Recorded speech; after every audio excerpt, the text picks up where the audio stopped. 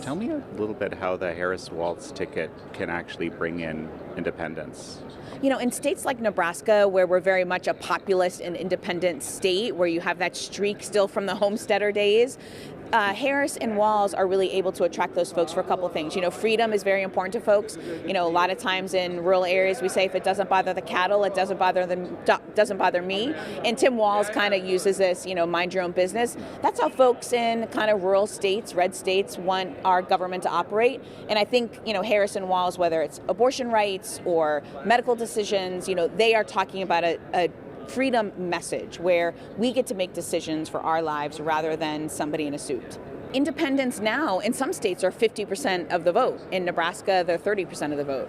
So for our party, we've been really encouraging independents to vote in our primary. We even made that a party rule where you don't have to be a Democrat to vote in our primary. We welcome independents. And so you'll see specific targeting of ads to independents, voter guides to independents, and vote by mail applications. So, you know, these may sound foreign to folks that are listening, but these are basically the technical tools that we as a party use to reach voters in order to make sure that they have the information on how to vote, because that's a big barrier sometimes for voters who have felt like they're on the sidelines. And Michelle Obama talked about this last night too. She was like, look, whether you're a Democrat or a Republican or none of the above, we welcome you into this party.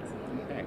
No, that's fascinating. You know, Nebraska has some very interesting, rules, right, Yes. around in the electoral process. Maybe you can tell me a little bit about your thoughts. They're being challenged as we speak. That's right. So Maine and Nebraska are the only two states that split our electoral votes. So all the other states are winner take all for the Electoral College. We split it by congressional district, which is a way more fair way. So even in California, there are red congressional districts, and those folks should have an ability to campaign and have a presidential candidate come in order to earn their votes. So the Republicans, and especially Trump, are trying to change the law right now.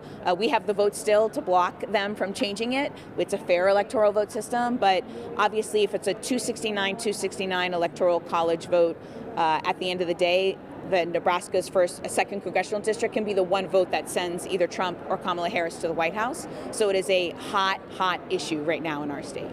Yeah, and Nebraska is a smaller state, of course, Yes. and very rural and so forth. And sometimes, at least I've heard people say that these states aren't as important. Mm-hmm. What's your reaction to that? And that's why it's important that Tim Walz is on the ticket. He's from a rural community. He understands the way that we think and the culture that we're trying to protect, which is mostly agriculture, protecting our way of life, small towns, public schools. And so, you know, the disdain, unfortunately, that some Democrats on the coast have had for rural communities, we need to break through that, because the reality is rural communities are the ones that put food on our table, and they're ones that power our communities. And so me, Governor Walz, and many others are really trying to bring that populist independent streak back into our party so we can bring rural voters back in. I will just be very honest that before Harris and Walz were our nominee for president and vice president, there was a lot of dismay and kind of feeling like we are Eeyore walking into the election. That's a Disney reference for folks that don't know that. He's like always depressed and very sad. And now there's all this energy and excitement. So before we would have 10 people do phone banking. Now we have 50 people do phone banking. We'd be able to raise $5,000 a month online. Now we're raising $15,000.